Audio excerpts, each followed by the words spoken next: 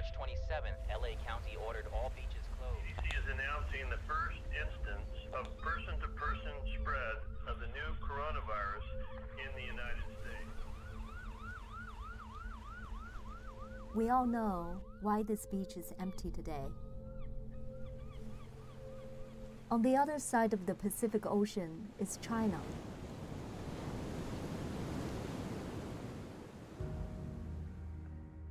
It used to be one of the most fascinating places in the world. In the past 40 years, America had a long dream about this faraway land. The United States will do everything possible to bring China into the World Trade Organization. That you will be a more open society and you'll be a more open economy. Now we are waking up from that dream. China doesn't want the real story to be told. And this will change how the world looks at China for years to come. And for sure, we have lessons to learn. Is it a natural disaster, or is someone responsible for it? When did the Chinese leadership know the virus could spread between people? Are they trying to hide anything? 希望大家帮帮我们。 And what did the communist leadership do when the virus was spreading to the world? It impacts us all. How did they let that happen?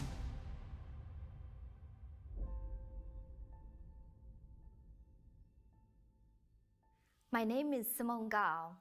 I was born and raised in China. Now my home is here in America, where I'm a journalist.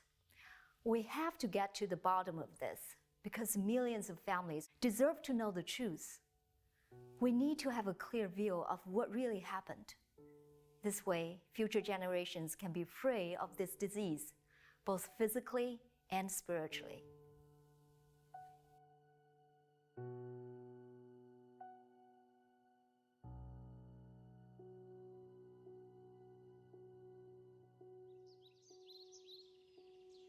The virus started from this city, Wuhan. 武汉发现不明原因肺炎的属性病这调查，传播途径未完全。 The rest of China was oblivious about the coming danger.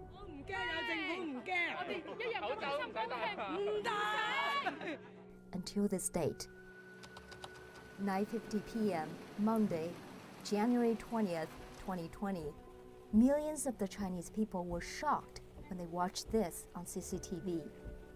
Exactly, Dr. Zhang. We have just come to the topic that involves human-to-human transmission. Several days ago, we could not confirm it. So after the meeting you just attended, what conclusion did you come to on human-to-human transmission? In the past, we said there was danger. Now, the information shows it definitely transmits between people. Dr. Zhong Nanshan is the head of the China Health Commission expert team investigating the outbreak, and CCTV is the largest state-owned TV station in China.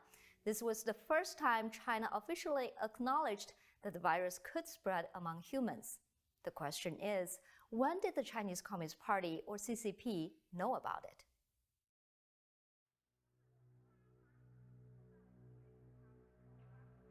On April 20th, China's state news agency Xinhua published an interview with Dr. Zhang Jixian, a government-certified first responder. In the report, Zhang recalled her first encounter with the mysterious virus. On December 26th, an elderly woman was admitted to the Hubei Hospital of Integrated Traditional Chinese and Western Medicine. Dr. Zhang, director of the hospital's respiratory department, recalled that the woman had severe symptoms: fever, coughing, and shortness of breath. It seemed she had caught the flu or common pneumonia, but the CT scans of her didn't support this diagnosis. The next day, the hospital received another patient, the woman's husband, who had developed similar symptoms. Alarms started going off for Dr. Zhang. Knowing that the couple's son took care of them when they got sick, she insisted that he get a checkup as well. His CT scan also showed similar results. That's when it occurred to her it can't be coincidence that 3 people in the same family had the same disease. She knew that the virus must have spread between them. So, on December 27th, Dr. Zhang reported this to the local branch of the Chinese CDC, instead of using an internet reporting system designed specifically for infectious diseases. China had spent $4.2 million on this system after the 2003 SARS outbreak. In theory, top medical authorities could know about new diseases anywhere in the country within 2 to 24 hours of discovery. Yet, as a loyal Communist Party member, Zhang only revealed this information to higher government bodies in an antiquated manner. She told the party line to hide information from the public. She only hinted that something was amiss when she demanded medical staff in the world beef up self-protection. In the next 2 days leading up to December 29th, the hospital received another 4 patients with similar lung infections. They all worked at the Huanan seafood market and all knew each other. Now that there were 7 similar patients, the hospital went on alert. At 2 o'clock that afternoon, a panel of experts at the hospital drew a preliminary conclusion. This virus could be transmitted among humans. Dr. Zhang told Xinhua that she repeatedly asked the family whether they had any contact with the seafood market. Not one of them had ever been to the market or had any relationship with it. After the panel, Zhang filed another report, this time directly to both the city level and provincial level CDC. Keeping in line with her party loyalty, Dr. Zhang instructed hospital staff to keep things quiet and to not reveal any of this information to the public. At about the same time, another group of doctors with very different views on public safety also came across the new infection. He is already well known as the martyr of the Wuhan outbreak. Dr. Li Wenliang was an eye doctor working at the Wuhan Central Hospital. At 5 p.m. on December 30th, he sent out a warning over a Chinese messaging app called WeChat. He warned some of his fellow workers that they should wear protective clothing. This was to avoid infection after 7 patients from a local seafood market exhibited SARS-like symptoms. His lack of political cunning was met with dire consequences. Late in the night, on December 31st, around 1:30 a.m., Dr. Li was called into the Wuhan Health Commission offices for questioning. After sunrise, his employer ordered him to write a letter publicly denouncing his own behavior. Starting from January 2nd, the party's mouthpiece, CCTV, continuously aired a series of programs condemning so-called rumor mongers. Anyone who had shared information about the virus fell into this category, including Dr. Li. The following day, on January 3rd, local police detained Dr. Li and forced him to sign a statement admitting he had broken the law and seriously disrupted social order. CCTV bashed Dr. Li before he was forced to sign that statement. Why did state media move so quickly and make such a big deal over a local doctor's short warning on WeChat? I spoke with Frank Chin, an expert on China and one of the most diligent observers of the pandemic. Li Wenliang only sent out a message to his colleagues on social media. Why did the CCTV have such a dramatic response so quickly? To have every major CCTV channel carry out that sort of unified deployment, unified action style of public condemnation, then it wasn't a low-level decision. It was something that the highest level of CCTV management decided, and CCTV is the top mouthpiece of the CCP. It's guided by political and legal divisions. So from this perspective, it shows that in this event, the CCP already knew what was happening, and they made this coordinated plan. Dr. Li's lack of political obedience resulted in punishment. Dr. Zhang, on the other hand, for her party loyalty, was honored by the CCP as the one who gave the first warning about the epidemic. Except her warnings were totally ignored and overridden. We'll look at the stance the regime took instead. On December 31st, the Wuhan Municipal Health Commission announced on its website that the Huanan seafood market was linked to several recent cases of pneumonia. They claimed that preliminary investigations showed no clear sign of human-to-human transmission. They further claimed that no health workers had been infected, and the disease could be kept under control. This stance persisted for 20 days, despite overwhelming evidence that suggested otherwise. More and more medical staff fell ill on almost a daily basis, as Chinese media outlet Caixin reported. January 5th, CT scans of Dr. Lu Jun from Tongji Hospital showed abnormalities.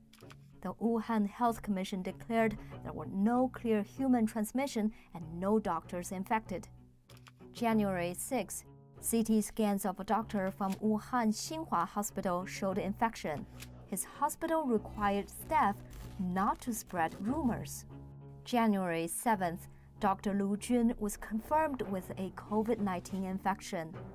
3 days later, on January 10th, Dr. Wang Guangfa of the National Health Commission declared no infections among medical personnel.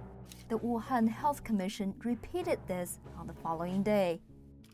January 13th, 3 Wuhan nurses were confirmed with infections. The Chinese Health Commission told the magazine Science that there were no infections among the 760 medical staff in close contact with COVID-19 patients. On January 15th and 16th, 3 more doctors either showed abnormal CT scans or were confirmed infected. Yet the Wuhan Health Commission declared no new cases or medical staff infections. January 18th, Xinhua Hospital found 100 cases of CT abnormalities. 4 medical staff in 3 hospitals in Wuhan were confirmed ill on the same day. The next day, the Wuhan government proceeded to invite 10,000 families to a banquet in celebration of the Chinese New Year. 9 nurses were confirmed on the same day. January 20th, Dr. Zhong Nanshan acknowledged human-to-human transmission on CCTV. Not long after Dr. Zhong acknowledged human transmission, top leadership got involved. General Secretary of the Chinese Communist Party, Xi Jinping, purged 2 top officials in Hubei province and Wuhan city for mishandling the epidemic. However, in an interview, the mayor of Wuhan, Zhou Xianwang, revealed the tangled nature of communist bureaucracy. About not revealing the materials about the disease more quickly, this is the point everyone needs to understand. Since it is a contagious disease, it had to be disclosed according to the law on prevention and treatment of infectious diseases.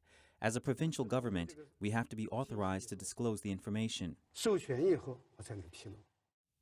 Just as Wuhan's mayor indicated, he did not have the final say on what to do. The decision ultimately comes from the top. We can confirm this from internal government documents. On January 14th, while China's health official publicly announced on state television that the risk of human-to-human transmission remained low, actions in the top leadership suggest a different understanding. And internal government facts obtained by the Epoch Times indicated that on January 14th, local CDCs initiated the highest level emergency response. The notice said that China's National Health Commission had already drawn up a set of treatment and prevention measures.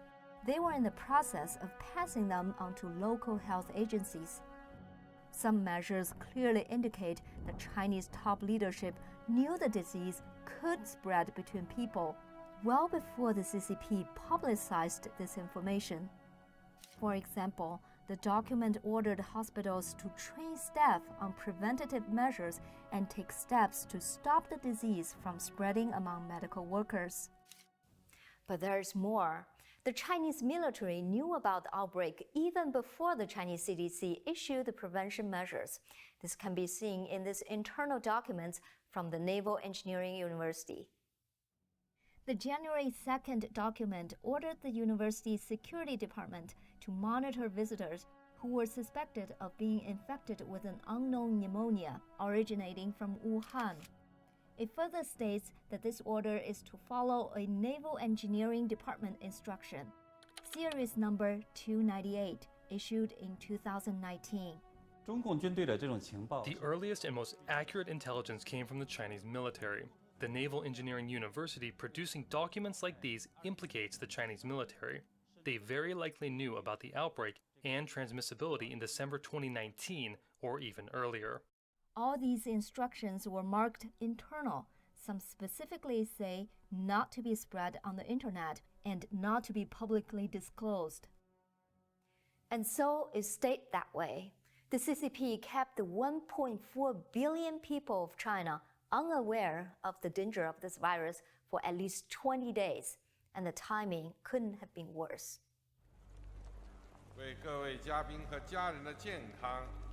On January 7th, Xi Jinping ordered the information of the outbreak must not damage the atmosphere of a peaceful and happy holiday.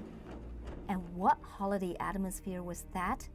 Right at that time, less than 2 weeks from the Chinese New Year, hundreds of millions of Chinese people had started heading home for the largest holiday in China.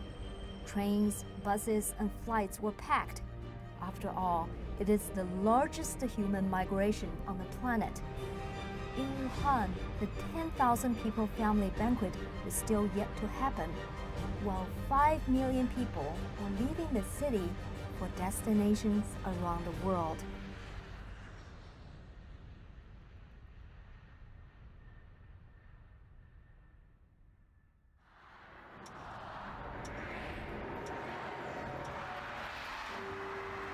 As 2020 approached, the United States found itself in a tense and rare time. For just the third time in American history, a sitting president had been impeached. Article 1 is adopted. The media focus was entirely on the impending Senate decision and if Trump would be removed from office. Anything beyond the United States borders seemed trivial. And that's right when the news of an unknown virus spreading in a far-off land quietly arrived at the U.S. CDC headquarters in Atlanta. According to an April 4th Washington Post report, the CDC learned a cluster of cases in China on December 31st, but this information was not provided by the Chinese authorities.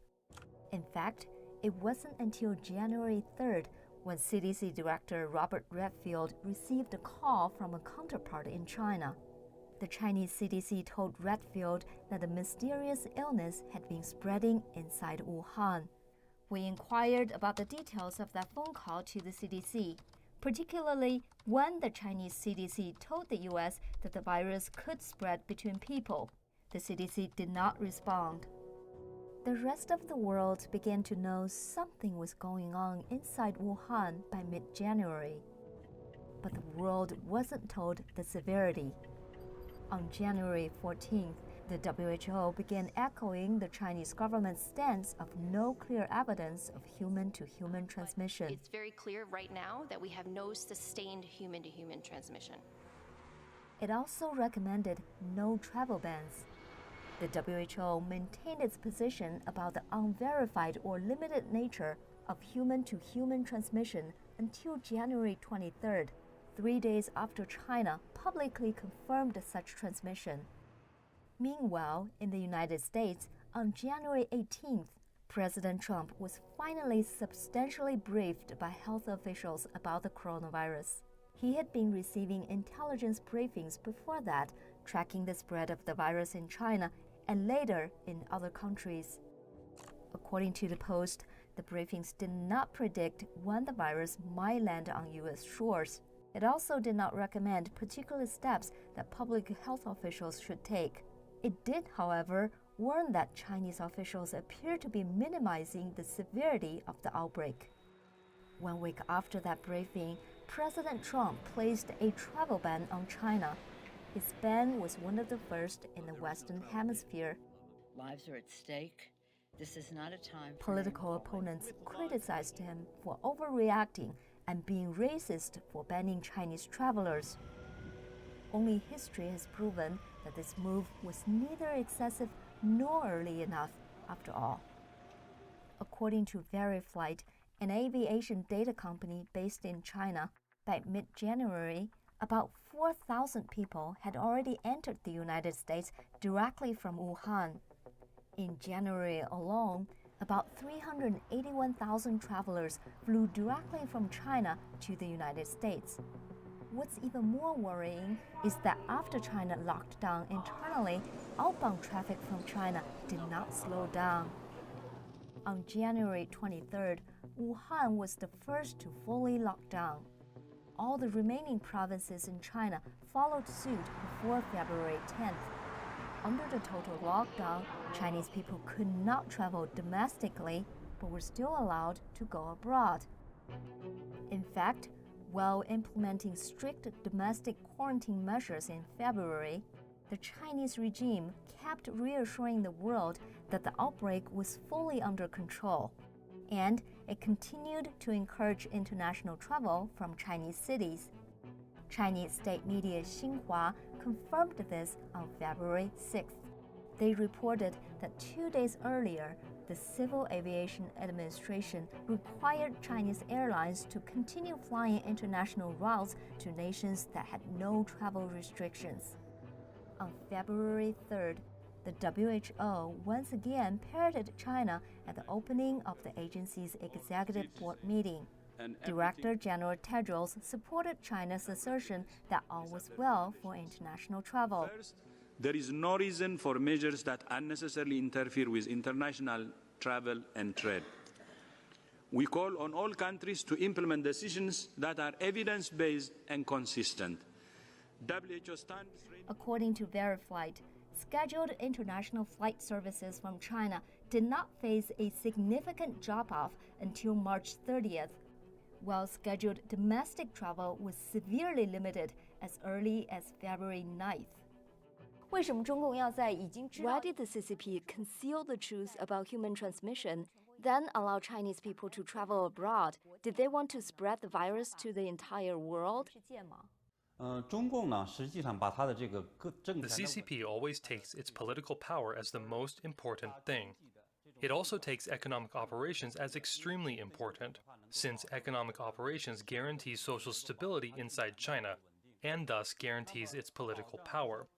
So, in this process, the CCP let international flights continue their travel.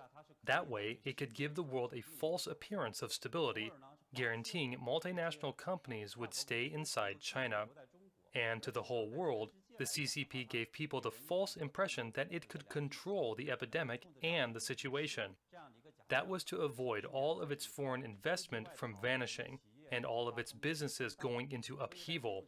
So, in this situation, the CCP did not order international flights to close down. On top of that, on January 31st, we saw that the CCP was aggravated after Trump ordered a temporary ban on Chinese air travel. The Foreign Ministry issued criticism, so that goes to show that the CCP takes economic profit as more important than human life. That's not just saying it doesn't regard Chinese people's lives, but the CCP doesn't care about any lives in any country of the world. Like what we have discussed, there are practical reasons for their silence, like keeping up appearances so foreign investors won't get scared off. As to whether they had other more sinister intentions, such as spreading the virus to the entire world, we don't really know for sure. But what we are sure about is that the CCP knew in early January that there would be worldwide competition on the horizon for one specific product. The Associated Press obtained a 4-page Department of Homeland Security intelligence report dated May 1st. According to the report, Chinese leaders intentionally concealed the severity of the pandemic from the world in early January. While doing so, they increased the imports and decreased the exports of medical supplies. It attempted to cover this up by denying there were export restrictions and delaying provision of its trade data. High-ranking officials in Taiwan support this. Chen Qimai, Vice Premier of the Republic of China, spoke about medical supplies in a recent interview with the Formosa TV network. Mr. Chen revealed that while looking to place orders on face masks, he made a phone call to one of Taiwan's local medical supply manufacturers on January 27th. I made a phone call to Huang Qingshan, the CEO of Nanliu Enterprise, which is the manufacturer of non-woven cloth, and I was told that China had purchased a huge amount of non-woven cloth from India 1 month ago. So the masks are out of stock all around the world. On May 14, 2020, the FBI issued a statement on a new investigation. China-affiliated cyber actors have been both targeting and compromising U.S. organizations conducting COVID-19 related research. These attacks aim to steal research results related to vaccines, treatments, and testing. According to the Wall Street Journal, U.S. officials stated that China and Iran started such attacks as early as January 3rd. When I saw this news, what shocked me wasn't that they were stealing intellectual property, since the CCP is always doing that anyway. What got my attention was that they started stealing vaccinations on January 3rd. They gathered related research results. This confirms that the CCP knew at a very early time how dangerous this disease was. If the CCP was just trying to hide the identity of the virus and the scale of the outbreak, we'd expect them to relent on the cover-up after the rest of the world figured it out. However, the CCP continues to rigidly maintain the cover-up, just like in the earliest days. Why is that? What else could they be hiding?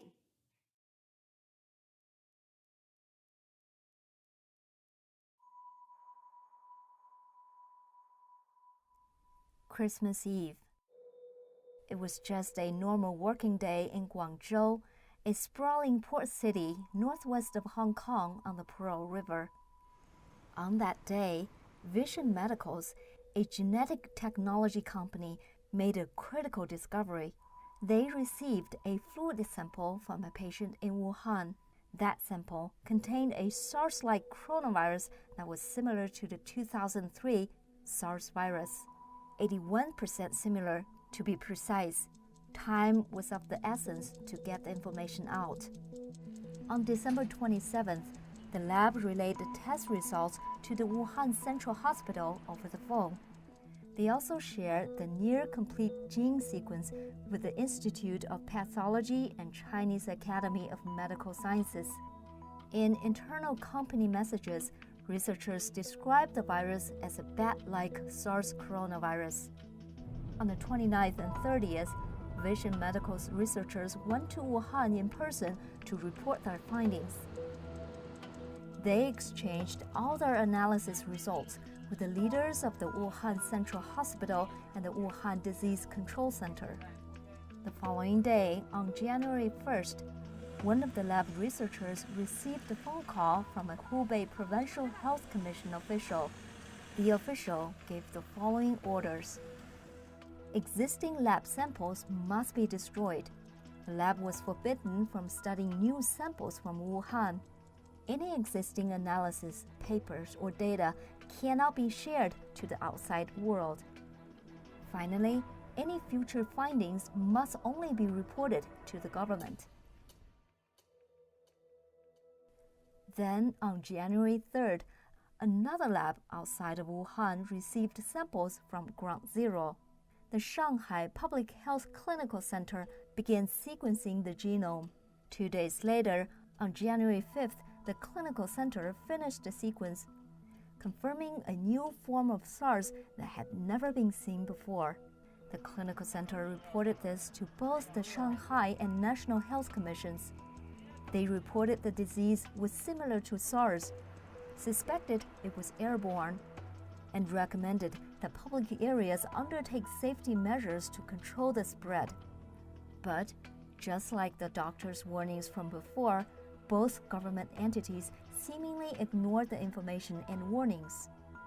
After almost a week of no response to any government body, on January 11th, the team from the clinical center took a bold step and published the full genome sequence online through Verilogic.org and GenBank.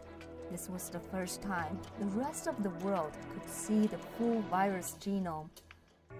And like clockwork, the team's research laboratory was shut down the following day. What Vision Medicals and the Shanghai Public Health Clinical Center experienced were not isolated orders from Chinese health officials. In fact, China's top medical authorities expanded such a ban to the entire nation as early as January 3rd. What can genome sequencing reveal? Why were the Chinese authorities so determined to destroy the genome sequences and samples? I spoke with Stephen Hatfield, former researcher for the United States Army Medical Research Institute of Infectious Diseases. What does genome sequencing reveal? Can it reveal the identity of the virus and when it came about? Yeah, basically. To have the genome sequence of any virus lets you establish its family tree. And because mutations occur in different viruses at set rates, you can take an early strain and a new strain, and you can compare the changes that have occurred, the random changes, and it's almost like running a clock backwards. You can see how many new mutations have appeared in this virus compared to this older known virus. And you can run the clock back and make an estimate of when this new strain appeared. It's called a molecular clock. Dr. Hatfield said, by studying the genome sequence, we can roughly know when the virus came about, while researchers in the UK did exactly that. On April 17th, UK's Daily Mail reported that a team of researchers at the University of Cambridge gathered data on the possible start of the outbreak.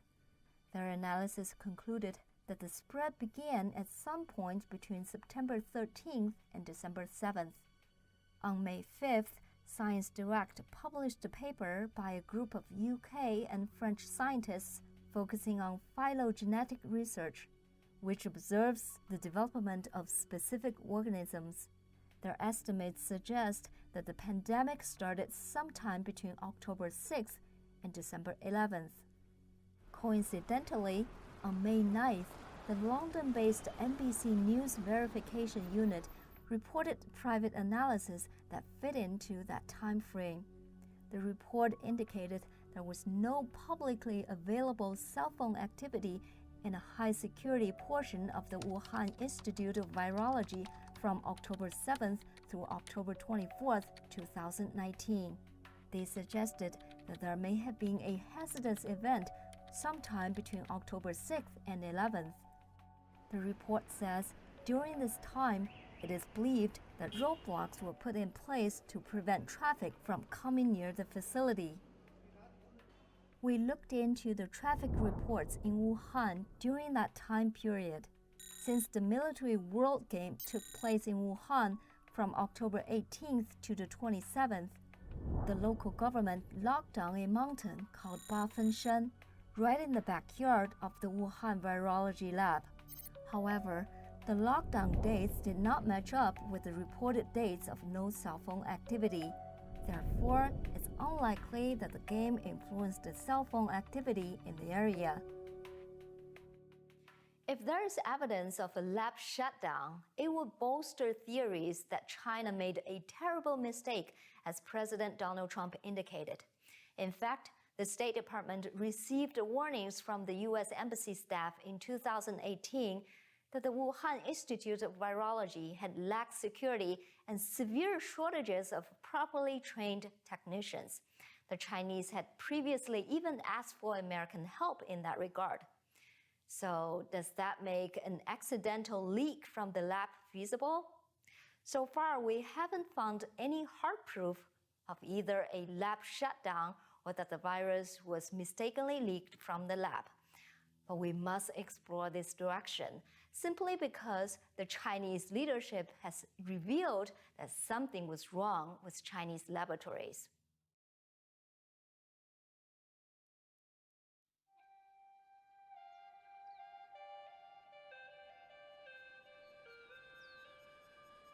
Deep in the mountains of southwest China, there are caves millions of years in the making. They're famous for two things: stalactites and bats. Bats were found to be the source of the 2003 SARS outbreak. Before this was well known, one woman leading a team of researchers was tasked with finding that source. CCTV reported that in November 2011, Dr. Shi Zhengli and her team stumbled upon a bat cave in these tropical mountains. The bats were hosts to 10 different families of the SARS coronavirus. As the director of the Center for Emerging Infectious Diseases at the Wuhan Institute of Virology, this finding eventually helped her discover the pathogen that caused the 2003 SARS outbreak. She brought thousands of the bat coronavirus samples back to her lab in Wuhan, 1,100 miles from the Yunnan bat caves.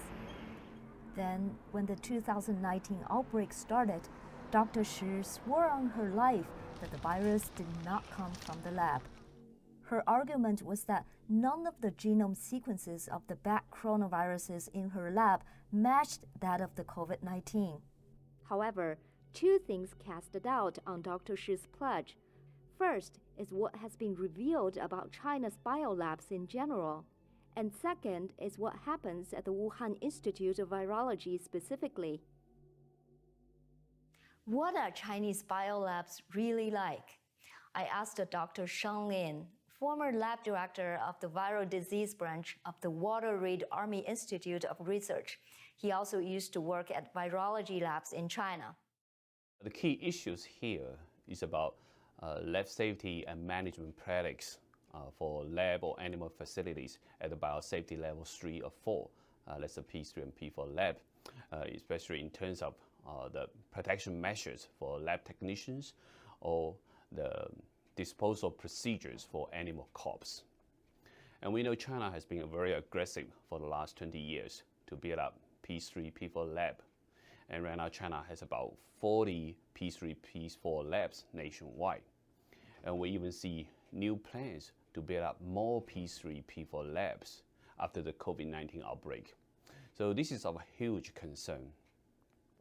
First, China was relatively new to this field. Even the Wuhan Institute of Virology laboratory, the P4 lab, was observed to have security concerns and was short of well-trained professionals. And this was actually documented in a 2018 report from Department of State when they sent 2 advisors to Wuhan Institute of Virology to evaluate the situation there. And we also know the Wuhan Institute of Virology P4 lab was actually directed under the University of Texas Galveston National Laboratory. So this indicated even the Chinese scientists rely on the United States experts to ensure, to advise the safe operation of their P4 lab. Does that mean the American lab is responsible for what happened at the Chinese lab? No, because the Galveston National Laboratory, they're only responsible for establishing the protocol for lab safety operations for biosecurity procedures. But the real operations is up to the local team in Wuhan. And what happened at the Wuhan Institute of Virology is particularly concerning. So it is a common practice to conduct mutagenicity studies on viral genomes in order to understand the functions of different viral genome components and viral proteins. But one set of experiments of particular concern is the gain-of-function studies. So in this kind of studies, you can conduct molecular level of genetic engineering, or you can infect cell lines, for example, with a bad coronavirus strain, with or without genetic manipulation. and you can conduct these experiments in parallel in multiple cell culture flask. So after a few days post-infection, you can collect supernatants from the flask with the most severe cell dying. And then you use this supernatant to do another round of infection. So you basically select viral mutants with higher infectivities in each round. And similarly, you can conduct this kind of experiment in animal models like mouse and ferrets. So basically, you select viral mutants that can spread faster or cause more severe disease in animal models. So this is a typical gain-of-function studies. And we know Shi Zhenli's group from Wuhan Institute of Virology, together with their collaborators in United States, published an article on Nature Medicine in 2015. In that study, they documented the enhance of pathogenicities when you had the spike of a bat coronavirus strain put on the backbone of a mouse-adapted SARS coronavirus. So this study raised serious bioethics concerns at the moment, and the United States suspended this kind of studies for a while. However, it's not known whether this kind of study was further pursued in China, especially whether it was pursued under some joint project with Chinese military medicine unit, like the ones in Wuhan or Nanjing. This is not saying that the Chinese scientists have the intelligence to design a virus like SARS coronavirus 2, but this kind of gain-of-function study is so dangerous and with unpredictable outcome. That's why it's very vital for the whole world to know whether China is still continuing these kind of experiments. China's lax lab standards are well known to insiders, and these widespread practices in Chinese labs have gone on for years. Then suddenly, on January 16, 2020, 4 days before publicly acknowledging human transmission, the China Science and Technology Department released guidelines on safety and management of viral laboratories. A month later, on February 14th, Xi Jinping made comments about accelerating biosafety legislation at the Committee for National Reform. It's very possible that Xi already knew about a lab leak. So he wanted to publish this law to make it look like he takes biosafety seriously. It was to be a preventative measure. So if in the future the rest of the world looks to find who is responsible, then they have a scapegoat ready. They will say that it was some person who did it, who broke these rules, and it is not a problem with the CCP.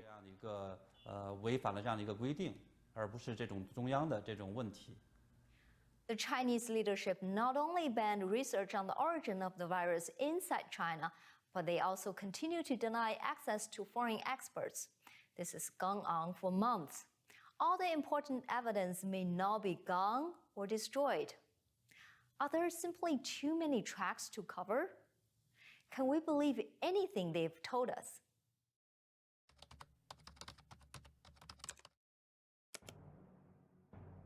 This website is called Xilu, or Westland in English. It is one of the most influential websites about the Chinese military. On January 26th, Xilu published an article claiming a so-called culprit of the virus had been found. Citing research from the Chinese Academy of Sciences, the article purports that the coronavirus is not a product of nature. Instead, the article wrote 4 key proteins in the virus had been replaced so that it can target Chinese people. And who would create such a virus to target the Chinese? According to the article, it was none other than the United States.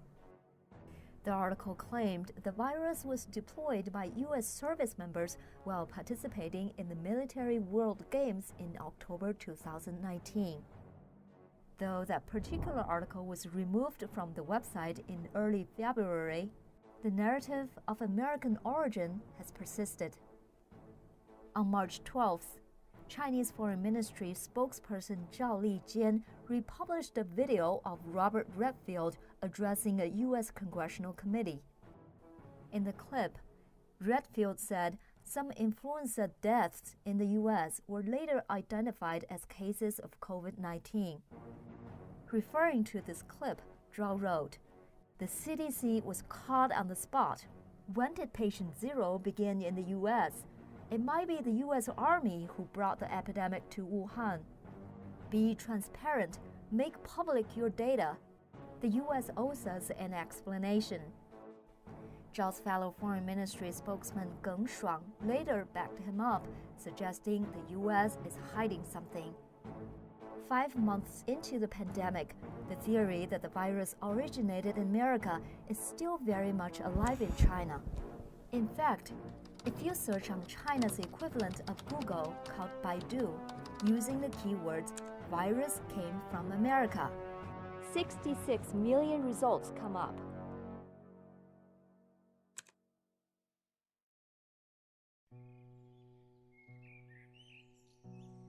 Late spring in New York is a charming time of new life. Blue skies, chirping birds, and spectacular bloomings. But inside the buildings, people are dying.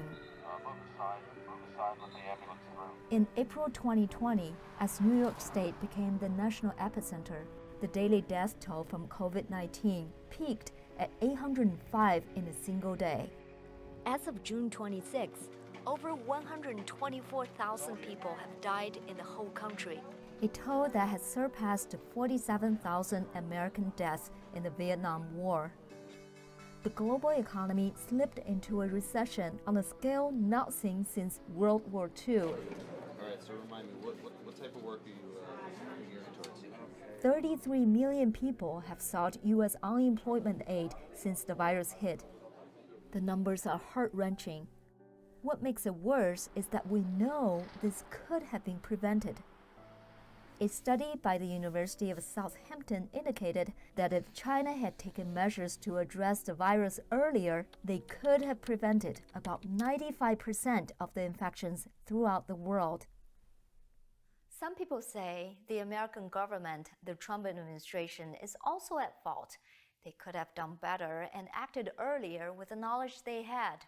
After all, the whole world was at the same starting point. Why did Taiwan and South Korea end up in a much better place? That may be true to some extent, but this argument is diverting attention from the elephant in the room. That is, who let this happen to the world in the first place? To people in China, and the answer to that, and what they are seeing today, is not an unprecedented catastrophe, but rather it is history repeating itself. For the past 70 years, China has been plagued with an ominous curse, causing either man-made disasters or natural disasters turned man-made. The largest famine in human history, ending 45 million lives, was known as the Great Leap Forward. What caused it? They said it was drought. But it was really Chairman Mao trying to accelerate agrarian China towards communist utopia. Systematic lying created imaginary surpluses of crops. Government officials gathered crops that did exist and left the peasant population to die without the food they themselves grew.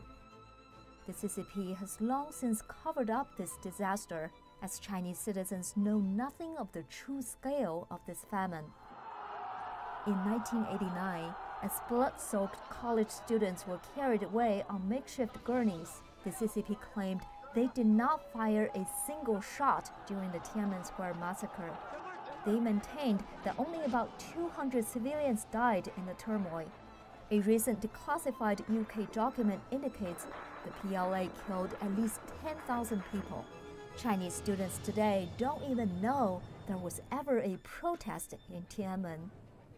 In 2003, as SARS swept through China, the CCP concealed how many people were infected. Only China's neighbors, like Taiwan and South Korea, had experience with handling such respiratory infections. much of the world was left unprepared for the danger of a similar virus.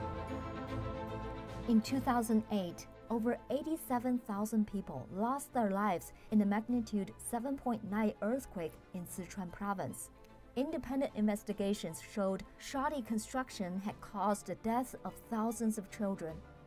However, the CCP jailed these investigators. From July 1999, a traditional Chinese mind and body exercise called Falun Dafa has been persecuted in China. The CCP has used the Falun Gong practitioners as well as other political prisoners as forced organ donors, harvesting and selling vital organs on a national scale. Independent investigators have concluded that this claim is true. The CCP still denies it to this day. And yes, the CCP once again covered up another disaster. This is what it has always done and will always do. Why has this persisted for so long? Maybe we should ask, what criminal would ever stop their crimes if they weren't held accountable?